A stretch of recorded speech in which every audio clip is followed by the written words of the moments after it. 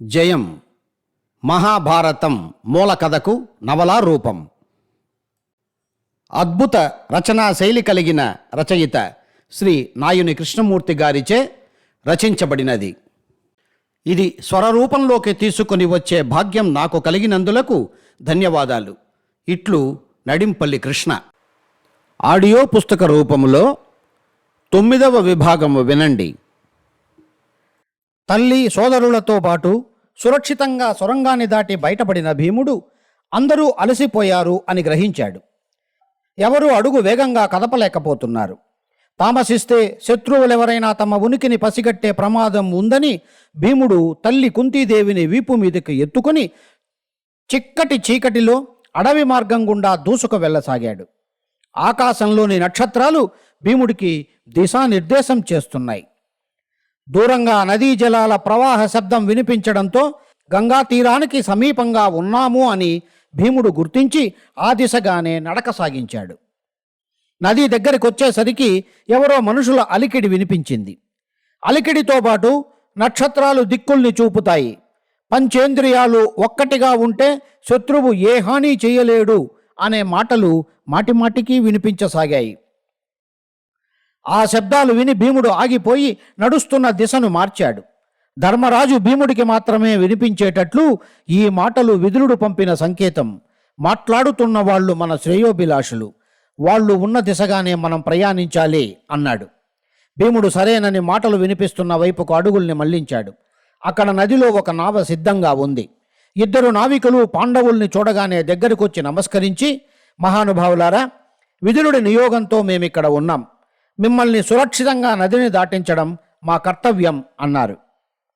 మారు మాట్లాడకుండా పాండవులు నావ ఎక్కి కూర్చున్నారు. నావికులు నావను నది దాటించి దక్షిణ దిక్కు వైపు ఓడను నిలిపి ఇక సెలవు అన్నట్లు నిలబడ్డారు. అన్నదమ్ములు తమ శరీరం మీద ఉన్న బంగారు ఆభరణాలు అన్నింటినీ ఒలిచి ఆ నావికులకు అందించారు. కుంతీదేవి కూడా ఏ ఆభరణము తన ఒంటి మీద ఉంచుకోలేదు. నావికులు వద్దు వద్దు అంటూనే వాటిని అందుకొని వెనుతిరిగి వెళ్ళిపోయారు. అప్పటికి తూర్పు దిక్కున కరకరమని పొద్దు పొడుస్తూ ఉంది. మళ్ళీ పొద్దుగూకే లోపల వీలైనంత దూరంగా వెళ్ళిపోవాలని బయలుదేరారు. మళ్ళీ భీముడు కుంతీదేవిని ఎత్తుకున్నాడు. ప్రయాణం వేగంగా జరిగింది. సాయంకాలం అయ్యేసరికి గంగా నదికి దక్షిణ దిక్కుగా చాలా దూరం వెళ్ళిపోయారు. అందరూ అలసిపోయి ఒక మర్రి చెట్టు కింద ఆగారు. ఆ దాపుల్లో వారి అదృష్టవశాత్తు 2 ఫలవృక్షాలు కనిపించాయి. నకుల సహదేవులు ఆ చెట్లు ఎక్కి పళ్ళు కోశారు. అందరూ వాటిని తింటుండగా దాపుల్లో జలాశయం ఏదైనా కనిపిస్తుందేమోనని చూడడానికి భీముడు వెళ్ళాడు. పొద్దుపోతున్నప్పుడు పక్షులు నీటి వనరులు ఉన్న చోట తాము కట్టుకున్న గూళ్లలోకి చేరుతాయి. భీముడు బారులు తీరిపోతున్న పక్షుల గుంపుల్ని చూస్తూ ఒక జలాశయం చేరుకున్నాడు. తాను కడుపు నిండా నీళ్లు తాగి తామర పుటికల్లో నీళ్లు నింపుకొని వెనక్కు తిరిగి వచ్చాడు. అప్పటికే అన్నదమ్ములు తల్లి అలసటతో ఆదమరిచి చెట్టు కింద పడుకుని నిద్రపోతున్నారు. వాళ్లకు నిద్రాభంగం కలిగించడం ఇష్టం లేక భీముడు తాను తెచ్చిన నీటిని భద్రంగా ఉంచి తమకు కలిగిన విపత్కర పరిస్థితి గురించి ఆలోచించసాగాడు. నడిరేయి దాటింది. దుర్యోధనుడి దుష్టబుద్ధి, దానికి ధృతరాష్ట్రుడి ఒత్తాసు తమ విపత్కర పరిస్థితికి కారణమనిపించింది భీముడికి. అన్యాయాన్ని ప్రతిఘటించకపోవడం అనే ధర్మరాజు మనస్తత్వం దానికి తోడయ్యింది. శక్తి ఉన్నప్పుడు ఎదిరించటం ఎందుకు తప్పవుతుందో భీముడికి అర్థం కాలేదు. ఆలోచనల్లో మునిగి ఉన్న భీముడికి దూరంగా ఎవరో వస్తున్న అడుగుల చప్పుడు వినిపించింది. తలెత్తి చీకట్లోకి నిశితంగా చూశాడు. ఎవరో స్త్రీ తడబడుతున్న అడుగులతో తామున్న చెట్టు వైపు వస్తోంది. ఇంత రాత్రిపూట ఈ అడవిలో ఒంటరిగా వస్తున్న ఆ స్త్రీ మానవ స్త్రీనేనా అనిపించింది. కాసేపట్లో ఆకారం దగ్గరగా వచ్చి భీముడి వంక సమ్మోహితంగా చూస్తూ నిలబడింది. నవయవ్వనంతో నిండుగా అందంగా ఒక యువతి కనిపించింది. భీముడు ఆశ్చర్యపోతూ పక్కనే పడుకొని ఉన్న సోదరులకు తల్లికి నిద్రాభంగం అవుతుందని పైకి లేచి అపరిచితురాలు వైపు నడిచి, ఎవరు నీవు? ఇంత రాత్రిపూట ఇక్కడికి ఎందుకు వచ్చావు అని గొంతు తగ్గించి అడిగాడు. ఆమె భీముడి ముందు సిగ్గును అభినయిస్తూ, మహావీర, నా పేరు హిడింబ. నేను ఈ వనమే స్థావరంగా ఉన్న హిడింబుడు అనే రాక్షసుడి చెల్లెల్ని, సాత్వికురాలిని. నా అన్న నరమాంస భక్షకుడు. మీ వాసన తగిలి మిమ్మల్నందరినీ చంపి తీసుకురమ్మని నన్ను ఆజ్ఞాపించాడు. నిన్ను అల్లంత దూరంలో చూడగానే నా అభిప్రాయం మారిపోయింది. నీ అంత అందగాన్ని, కండలు తిరిగిన శరీరం కలవాణ్ణి, మా రాక్షస జాతిలో కూడా నేనెప్పుడూ చూడలేదు. నీతో కలిసి జీవితం పంచుకోవాలని నా మనసు అల్లల్లాడుతోంది. వీరుడా, సంశయించకు. మనస్సు, కర్మ, బుద్ధి మూడింటితోనూ త్రికరణ శుద్ధిగా నిన్ను నేను ప్రేమిస్తున్నాను. ఆలస్యం చెయ్యకు. నీ బాహువుల్లో నన్ను బంధించు అంది. భీముడు తలెత్తి హిడింబను మరింత పరీక్షగా చూశాడు. మాటల్లో వినిపించిన నిజాయితీ ఆమె ముఖంలోనూ కనిపిస్తోంది. ఏమని బదులు చెప్పాలో అవగతం కాని భీముడు, నువ్వు రాక్షస జాతి స్త్రీవి, నేను మానవుణ్ణి, క్షత్రియుణ్ణి. నీకు నాకు ఎక్కడ పొసుగుతుంది?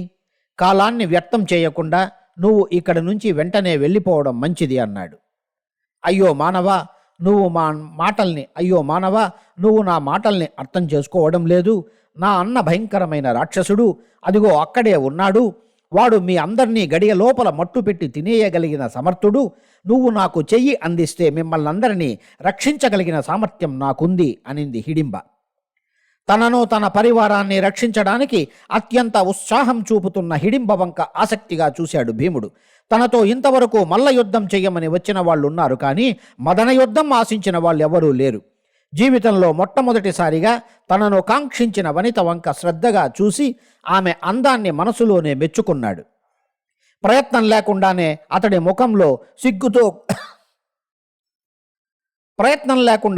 ముఖంలో సిగ్గుతో కూడిన చిరునవ్వులు చిందించాయి. హిడింబ తను వచ్చిన వైపు మాటిమాటికి తిరిగి చూస్తూ, అయ్యో వీరుడా, ఆలస్యం చెయ్యకు.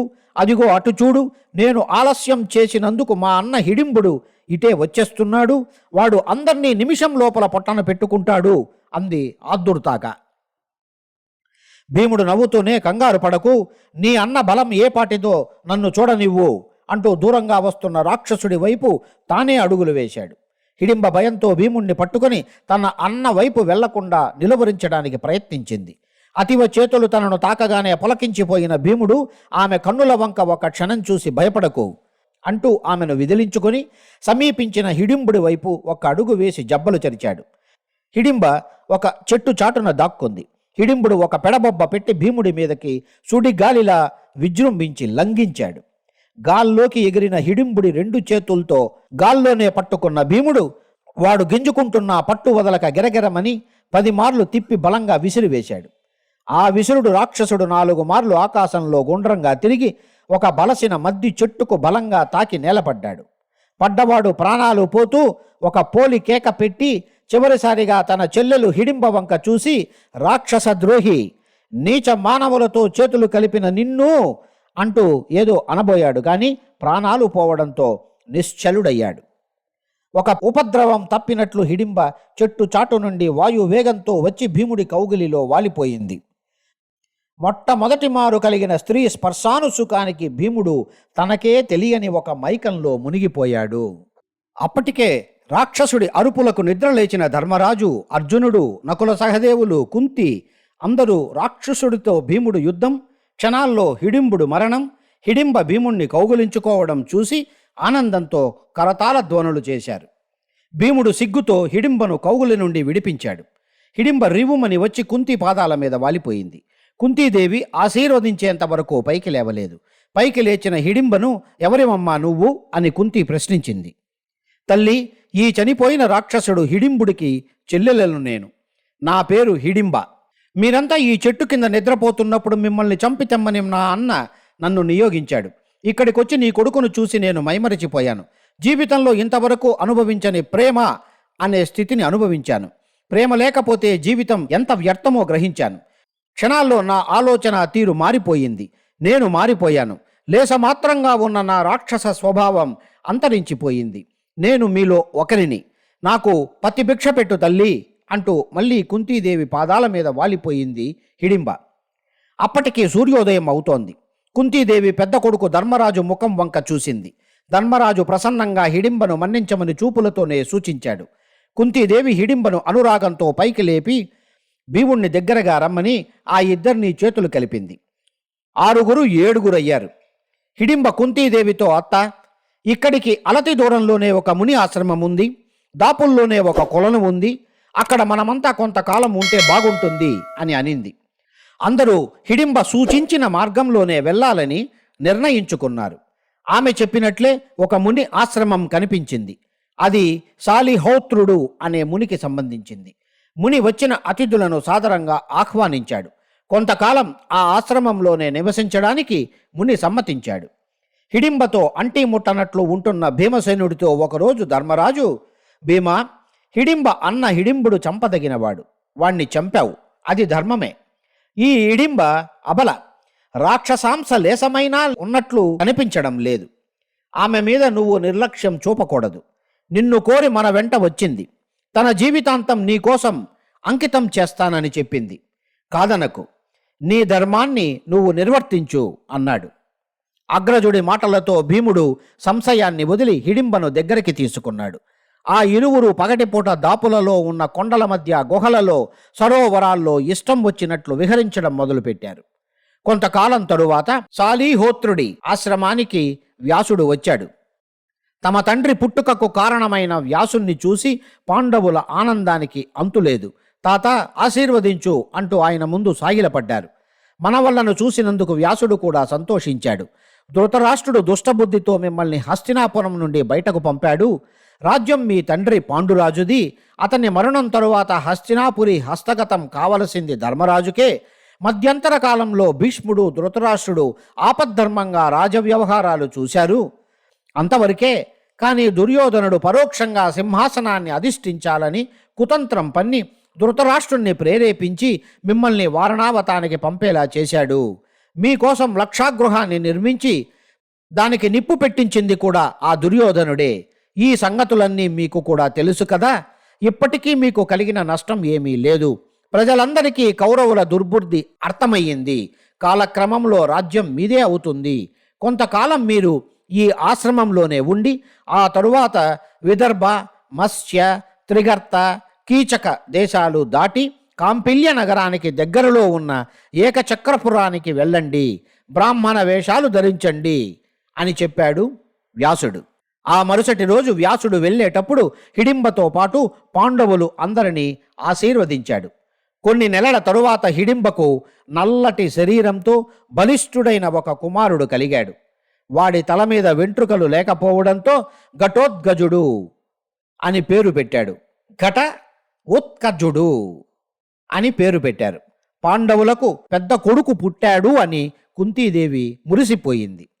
హిడింబ తన కొడుకును తమ వంశంలో సాంప్రదాయం ప్రకారంగా వస్తున్న అన్ని విద్యలు నేర్పాలని, తమ స్థావరానికి వెళ్తాను అని కోరింది. భీముడు, కుంతీదేవి ఒప్పుకున్నారు. తనకు గాని తన కుమారుడికి గాని పిలుపు పంపితే ఎక్కడ ఉన్నా వెంటనే వచ్చి మీ ముందు వాలుతాము అని చెప్పి వెళ్ళిపోయింది హిడింబ తన కుమారుడితో. వ్యాసుడి సూచన మేరకు పాండవులు ఏకచక్రపురానికి బయలుదేరాలని చెప్పగా శాలిహోత్ర మహాముని వారందరికీ నారచీరలు, జంతు చర్మాలు, దర్భలు ఇచ్చాడు. వెంట్రుకలు, జడలు కట్టడానికి మర్రి పాలు ఇచ్చాడు. పాండవులు 5 వాటిని ధరించి దర్భలు చేతపట్టుకొని వేదం చదువుతూ బ్రాహ్మణ వేషాలతో ఏకచక్రపురం అభిముఖంగా ప్రయాణం మొదలుపెట్టారు. కుంతీదేవి పట్టు వస్త్రాలను విసర్జించి నారచీరలను ధరించింది. చాలా రోజుల తరువాత వారు ఏకచక్రపురం చేరుకున్నారు. అది ఒక స్వతంత్ర దేశం. దానికి రాజు ఎవరూ చెప్పలేదు. అడిగితే నోటి మీద వేలు పెట్టుకొని నిశ్శబ్దం అంటూ సైగలు చేశారు. సరే, తమకెందుకులే అని ఊరంతా తిరుగుతున్న వారికి ఒక బ్రాహ్మణ కుటుంబం ఆశ్రయం ఇచ్చింది. ఆ ఇంటి దంపతులకు పెళ్ళిడికి వచ్చిన ఒక కుమార్తె, 4 ఏళ్ల కుమారుడు ఉన్నారు. అన్నదమ్ములు 5 భోజనం వేళకు భిక్షాపాత్రలు పట్టుకుని వేదం చదువుతూ అగ్రహారంలోని ఇంటింటికి వెళ్ళేవారు. వాళ్ళ రూపానికి, ముఖాలలోని వర్చస్సుకు, వేద పఠనానికి మెచ్చిన ప్రతి ఇంటిలోని వారు ఆకర్షింపబడి లేదనకుండా తాము వండుకున్న వంటకాలను భిక్షగా అందించేవారు. అందరూ తిరిగి వచ్చిన తరువాత కుంతీదేవి ఆహారాన్ని 2 భాగాలు చేసి ఒక భాగం భీముడికి పెట్టేది. మిగిలిన భాగాన్ని కొడుకులకు, తనకు విభాగించేది. ఇలా రోజులు గడుస్తుండగా ఒకనాడు కుంతీదేవి తమకు ఆశ్రయం ఇస్తున్న ఇంటి లోపలి వారు ఏడుస్తున్నట్లు గమనించింది. ఎందుకోసమో ఏమో అని కుంతి కొంత శ్రద్ధగా వారు మాట్లాడుకునే మాటలు వినడానికి ప్రయత్నించింది. అదే సమయానికి భిక్షకు వెళ్ళిన భీముడు అందరికన్నా ముందు తిరిగి వచ్చాడు. కుంతి కుమారుడికి సైగ చేసి బ్రాహ్మణుడి మాటలు వినమని చిన్నగా చెప్పింది. ఈ ప్రపంచంలో సంసారం అనేది గడ్డిపోచ కన్నా నిస్సారమైనది. సంసారికి స్వతంత్రమైన జీవితం ఉండదు. దుఃఖం, భయం ఎప్పుడూ అంటిపెట్టుకొని ఉంటాయి. తత్వం తెలిసిన వాళ్ళు మాయా సంసారానికి దూరంగా ఉంటారు. సంసార కూపంలోకి అడుగు పెట్టిన వాడు సాధారణ మానవుడైనా పరమ యోగి పుంగవుడైనా కలవడం విడిపోవడం అనే ద్వంద్వాలకు అతీతుడు కాడు. ఇన్ని మాటలు దేనికి? నువ్వు కూతురుకు తగిన సంబంధం చూసి పెళ్లి చేయాలి, కొడుకు విద్యాబుద్ధులు చెప్పించాలి. నేను రేపు ఉదయమే రాక్షసుడికి ఆహారంగా వెళ్తాను అంటూ ఆ ఇంటి యజమాని బ్రాహ్మడు చెప్తున్నాడు. ఆ మాటలకు అతని భార్య ఏడుస్తూ, అయ్యయ్యో, అంత మాట అనకండి, మీరు లేకపోతే ఈ సంసారాన్ని నేను ఈదలేను, అమ్మాయికి పెళ్లి చేయడం నాకు సాధ్యపడదు, కొడుక్కి విద్యాబుద్ధులు చెప్పించే సామర్థ్యం నాకు లేదు, కాబట్టి రాక్షసుడికి ఆహారంగా నేను వెళ్తాను, కాదనకండి అని ఆయన భార్య అంది. ఇద్దరి మధ్య కలగజేసుకున్న కూతురు, అమ్మా నాన్న, ఏనాటికైనా మీరు నాకు పెళ్లి చేసి బయటకు పంపుతారు. ఆ బయటికి పంపడం అనే పనేదో ఇప్పుడే జరగనివ్వండి. నేను రాక్షసుడికి ఆహారంగా వెళ్తాను, తమ్ముణ్ణి పెంచి పెద్ద చేసి మీరు సుఖంగా ఉండండి అంది. ఇంతలో చిన్న కుర్రవాడు ఒక చిన్న కర్ర చేత పట్టుకొని వచ్చిరాని మాటలతో, ఆ రాక్షసుణ్ణి నేను చంపుతాను అన్నాడు. అంత దుఃఖంలోనూ వాడి మాటలకి అందరికీ నవ్వు వచ్చింది. అదే అదనుగా తీసుకొని కుంతీదేవి భీముడితో పాటు గృహస్థు ఉన్న లోపలికి వెళ్ళి, అయ్యా, మేమింతవరకు మీ మాటలు విన్నాం, క్షమించండి. ఎవరో రాక్షసుడికి ఆహారంగా వెళ్ళాలని మీరందరూ పోటీ పడుతున్నారు, ఆ వివరాలేమిటో చెబుతారా అని అడిగింది. దానికి ఆ బ్రాహ్మణుడు, తల్లి, మాకొచ్చిన సమస్య మానవ మాతృలు తీర్చగలిగింది కాదు. ఇక్కడికి 2 ఆమడల దూరంలో యమునా నది దగ్గర ఒక రాక్షసుడు, వాడి బంధువులు ఉన్నారు. నాయకుడి పేరు బకుడు. వాడి అనుచరులు నరమాంస భక్షకులు. ఊళ్ల మీద పడి చేతికందిన వారిని అందరినీ పట్టుకొని తినేవారు. ఈ ఊరి రాజు ఒక చేతకానివాడు. తన ప్రాణాలు అరచేత పట్టుకొని కుటుంబంతో సహా ఎక్కడికో పారిపోయాడు. ఈ ఊరు చుట్టుపక్కల ఊళ్ళలోని కొందరు పెద్దలు ధైర్యంగా రాక్షస నాయకుడి దగ్గరికి వెళ్ళి కాపాడమని మొరపెట్టుకున్నారు. ఆ బకాసురుడు దయతలిచి పక్షానికి 2 మార్లు ఒక బండెడు అన్నం, ఒక మనిషిని తనకు ఆహారంగా పంపితే పల్లెల మీద దాడి చెయ్యను అని చెప్పాడు. అప్పటి నుండి అదే తంతు జరుగుతూ ఉంది. ఇలా వరుస ప్రకారం రేపు మా ఇంటి తంతు వచ్చింది. మాలో ఎవరో ఒకరు రాక్షసులకు ఆహారంగా వెళ్ళాలి. ఇదే మా బాధ. ఎవరు తీరుస్తారమ్మా చెప్పు అన్నాడు దీనంగా. కుంతీదేవి భీముడి వంక సాలోచనగా చూసింది. భీముడు మౌనంగా తల ఆడించాడు. నాకు, నా కొడుకులకు మీరు ఇన్ని రోజులు ఆశ్రయం ఇచ్చారు. మీకు ఏమిచ్చి మేము రుణం తీర్చుకోగలం? అయ్యా, రాక్షసుడి దగ్గరికి వెళ్ళే అవకాశం నా కొడుకులకు ఇవ్వండి అంది కుంతి. బ్రాహ్మణుడు ఆశ్చర్యపోతూ, నేను చెప్పింది సరిగా విన్నారా? ఆ రాక్షసుడు, వాడి బలగం బండెడు అన్నం తిని ఆ తరువాత బండిని విరిచి నిప్పు పెట్టి బండిని తోలుకెళ్లిన వాణ్ణి, బండికి కట్టిన దున్నపోతుల్ని ఆ నిప్పుల్లో కాల్చి విరుచుకొని తింటాడు, తెలుసా మీకు అన్నాడు. భీముడు నవ్వుతూ, అయ్యా, మీరు చెప్పింది మాకు అర్థమయ్యింది. మీరు నిశ్చింతగా ఉండండి. సూర్యోదయం లోపల తోలుకు వెళ్లాల్సిన బండిని సిద్ధం చేసి దారి చెబితే నేను వెళ్తాను. నాకు ఏమైనా అవుతుంది అని మీరు భయపడకండి. పొద్దుపోయే లోపల తిరిగి వస్తాను అన్నాడు నిశ్చయంగా. బ్రాహ్మణుడికి ఒక పక్క ఆనందం, ఇంకో పక్క భయం కలిగాయి. కుంతి, భీముడు ఆ కుటుంబానికి మరోమారు ధైర్యం చెప్పి బండిని సిద్ధం చేసే పనులు చూడమన్నారు. కాసేపటికి భిక్షకు వెళ్ళి తిరిగి వచ్చిన మిగిలిన కొడుకులతో జరిగిన విషయం చెప్పింది కుంతీదేవి. ఆమె సరి అయిన నిర్ణయమే తీసుకున్నది అని అందరూ అభిప్రాయపడ్డారు. భీముడు తెలతెలవారుతుండగా రాక్షసులకు ఆహారం నింపిన బండిని తోలుకొని గృహస్థు చెప్పిన మార్గంలో యమునా నది వైపు బయలుదేరాడు. గుర్తుల ప్రకారం రాక్షసుల నివాసం దగ్గరికి వచ్చానని తెలుసుకున్న భీముడు బండిని ఆపి దున్నపోతుల్ని విప్పి నదిలో నీళ్లు తాగడానికి వదిలిపెట్టాడు. తాను ఉత్తరీయాన్ని నడుముకు బిగించి, బకాసురా, నీకోసం ఆహారం తెచ్చాను అని 3 సార్లు కేక పెట్టాడు. రాక్షసుడి జాడ కనిపించలేదు. కాసేపు వాడి కోసం ఎదురు చూసిన భీముడు తీరిగ్గా బండి మీద కూర్చొని రాక్షసుల కోసం తెచ్చిన ఆహారాన్ని తనే తినడం మొదలుపెట్టాడు. తినడమే తనకు నియమింపబడిన కార్యంలా తదేక ధ్యానంతో తింటున్న భీముడి తల మీద హఠాత్తుగా ఒక చెయ్యి విసురుగా తాకింది. తల పైకెత్తి చూశాడు భీముడు. ఎదురుగా రాక్షసుడు. వాడి వంక ఒక మారు చూసి, కాసేపు ఆగు అని మళ్ళీ తినడం మొదలుపెట్టాడు భీముడు. ఒరేయ్, ఎవడివిరా నువ్వు? నాకు ఆహారంగా వచ్చి నా ఆహారాన్ని మింగుతున్నావు అంటూ పెడబొబ్బలు పెట్టాడు రాక్షసుడు. నింపాదిగా భీముడు, నీ పేరేమిటి అని అడిగాడు నోట్లోని చక్కిలాన్ని నములుతూ ఆ రాక్షసుణ్ణి. రాక్షసుడు భీముడి ఉదాసీనతకు రెచ్చిపోయాడు. 2 చేతులతో భీముడి కంఠాన్ని పట్టుకొని పైకి లేపడానికి ప్రయత్నించాడు. ఇక లాభం లేదని భీముడు తన కంఠానికి పెనవేసుకున్న రాక్షసుని చేతులకే మూతిని తుడుచుకుని తల ఒక్కమారు బలంగా విదిలించాడు. రాక్షసుడి చేతులు పట్టు సడిలాయి. ఒక్కమారుగా కుప్పించి పైకి ఎగిరిన భీముడు రాక్షసుడి భుజాల మీద వాలి వీపు మీద పిడిగుద్దులు గుద్దసాగాడు.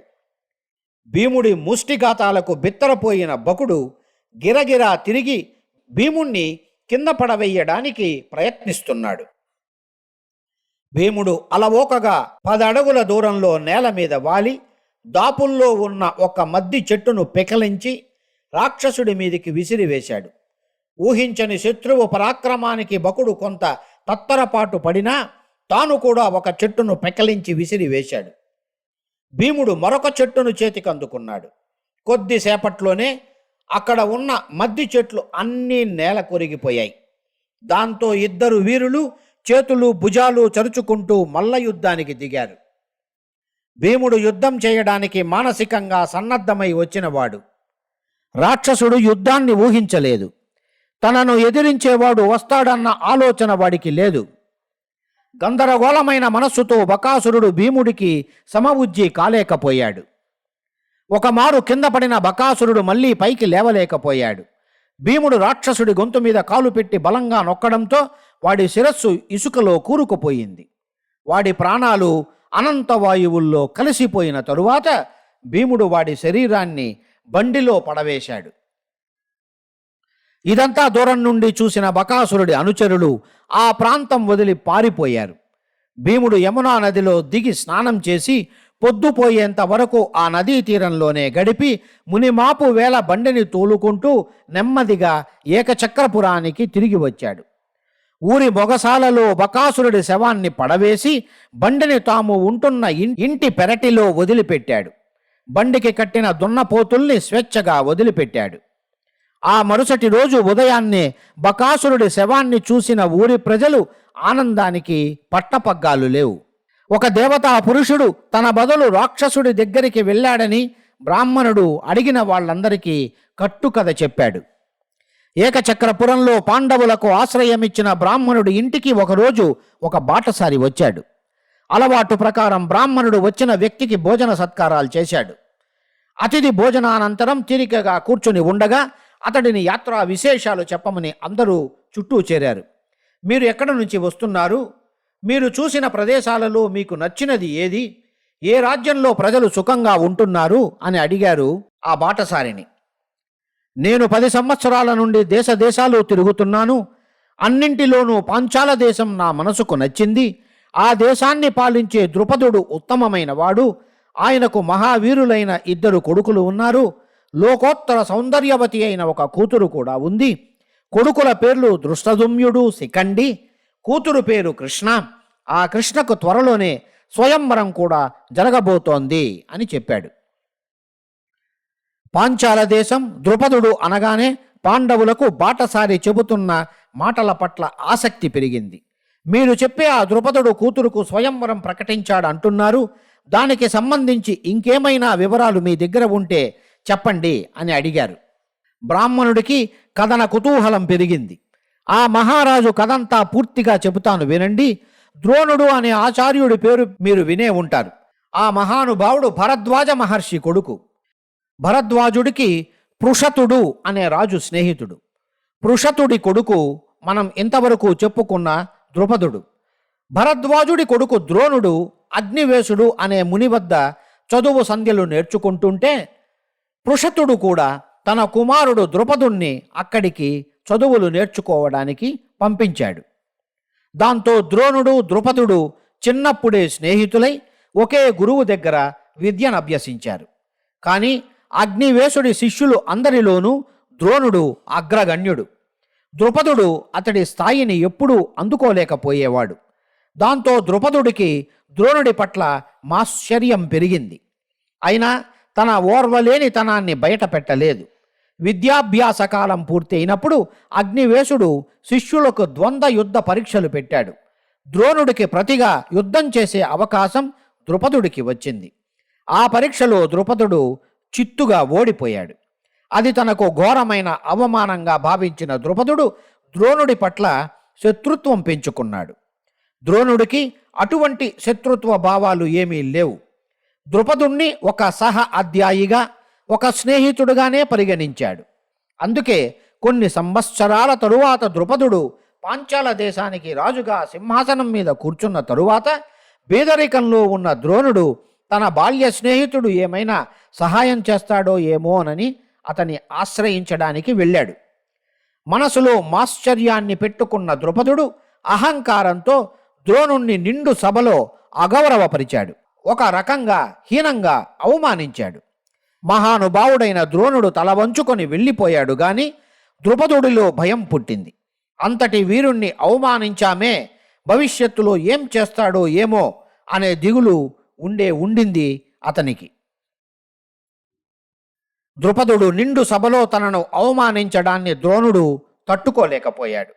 ద్రుపదుడి అహంభావానికి తగిన శాస్తి చేయాలి అని అతడి మనసులో అనిపించింది. ఎవరి ఆశ్రయంలో ఉంటే అది నెరవేరుతుందా అని ఆలోచించాడు. ద్రుపదుడికి శత్రుదేశాలు ఏవి అని తెలుసుకున్నాడు. కురుదేశం పాంచాల రాజుకు ప్రబల శత్రువుగా గుర్తించాడు. కాలవశాత్తు ఆ మహానుభావుడికి హస్తినాపురానికి చెందిన కురు పాండవులకు విద్యాభ్యాసం చేయించే అవకాశం కలిగింది. ఇంతమంది విద్యార్థులకు అన్ని విద్యలు నేర్పితే ఒక్కడైనా గురుదక్షిణగా తన బదులు వెళ్ళి ద్రుపదుడికి గర్వభంగం చేయడా అనేది అతడి ఆశ. ఉన్నతమైన మనస్తత్వం ఉన్నవాడు కాబట్టి ద్రోణుడి కోరిక నెరవేరింది. ఆయన శిష్యుల్లో ఒకడు, పాండవులలో మేటి విలుకాడు అయిన అర్జునుడు అనేవాడు కాంపిల్య నగరానికి వెళ్ళి గడియ లోపల ద్రుపదుణ్ణి నిస్సహాయుణ్ణి చేసి బంధించి తీసుకుని వచ్చి ద్రుపదుడి ముందు దోషిగా నిలబెట్టాడు. ఇదంతా 3 ఏళ్లకు ముందు ఎప్పుడో జరిగిన సంఘటన అని చెప్పాడు ఆ బ్రాహ్మణుడు. బాటసారి ఉద్వేగంగా జరిగిన కథను చెబుతూ ఉంటే పాండవులు ఒకరి ముఖాలు ఒకరు చూసుకున్నారు. గృహస్థు అయిన బ్రాహ్మణుడు భీముడి వంక, అర్జునుడి వంక అనుమానంగా చూశాడు. కుంతీదేవి ముఖం గర్వంతో తొణికిసలాడింది.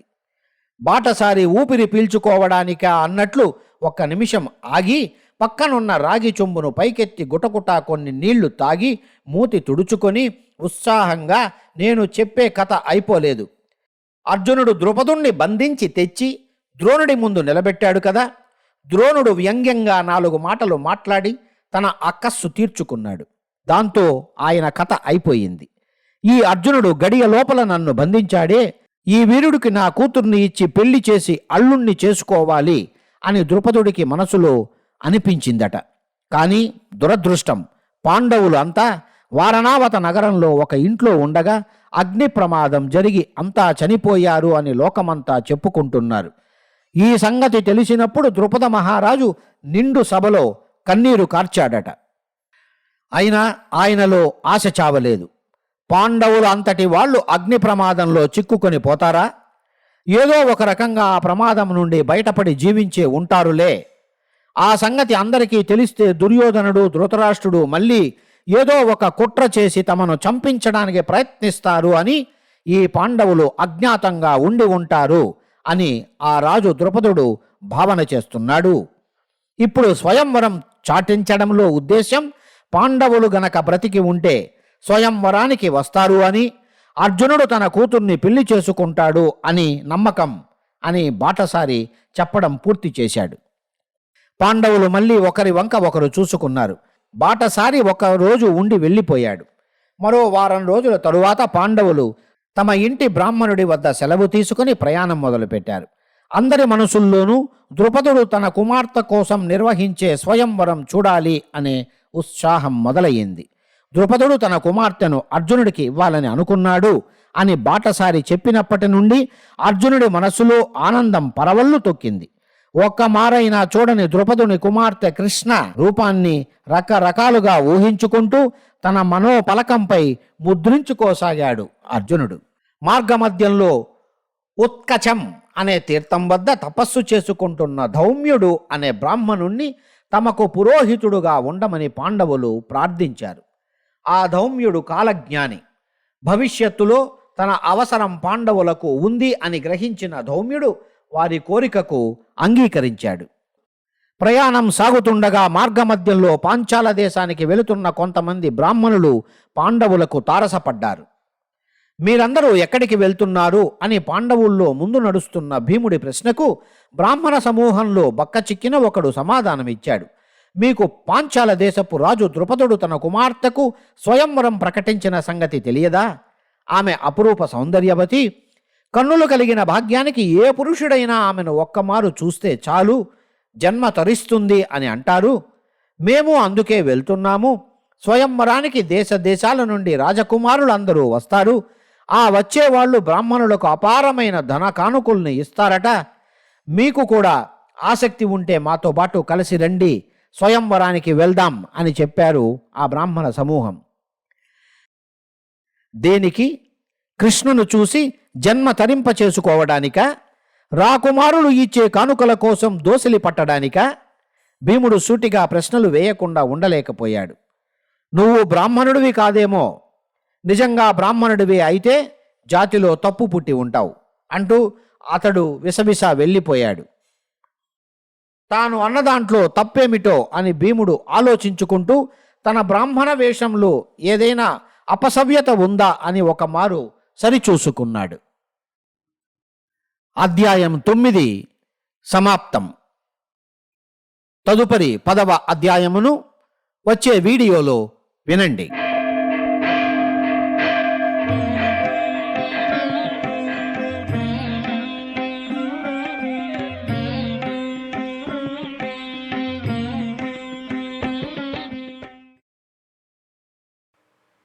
ఇంతవరకు మీరు జయం నవలను ఆడియో పుస్తక రూపంలో 9వ విభాగం విన్నారు కదా. 10వ భాగం తదుపరి వీడియోలో వినండి. అన్ని వీడియోలను వినుటకు మా ఛానల్ను సబ్స్క్రైబ్ చేసుకోండి, లైక్ చేసి షేర్ చేయండి.